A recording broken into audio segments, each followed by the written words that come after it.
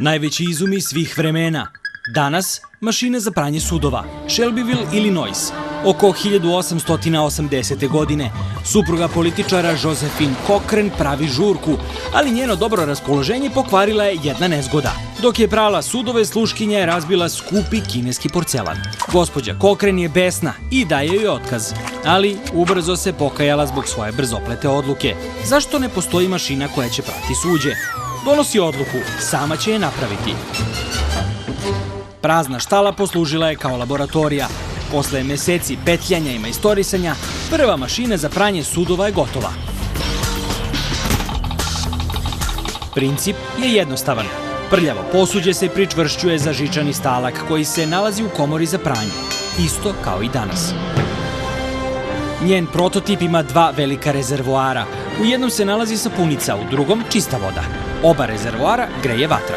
Poluge i pumpe rotiraju prljavo posuđe. Rotira se dok protiču vruća voda i sapunica.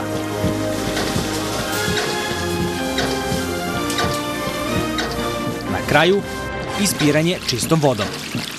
Naravno, sve to pokreće se ručno, jer još nema struje.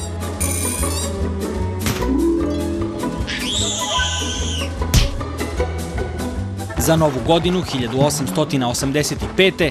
Cochran prijavljuje svoj izum Zavodu za patente i postaje senzacija. Ona je jedna od prvih žena koja je registrovala sopstveni patent.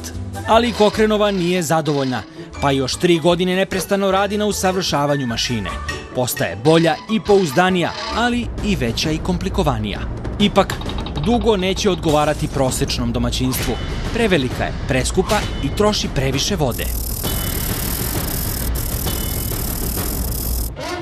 Međutim, dva najveća hotela u Čikagu su zainteresovana.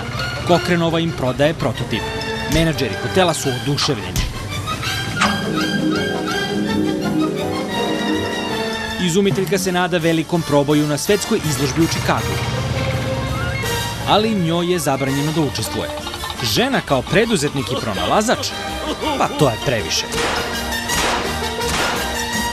Uz podršku 200 aktivistkinja, uspeva da izbori mesto na sajmu.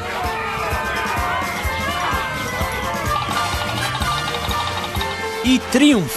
Njena mašina za pranje sudova dobija zlatnu medalju i ubrzo postaje pravi uspeh. I ne samo to, zahvalni su joj i žene i muškarci podjednako. Nema više pranja na ruke.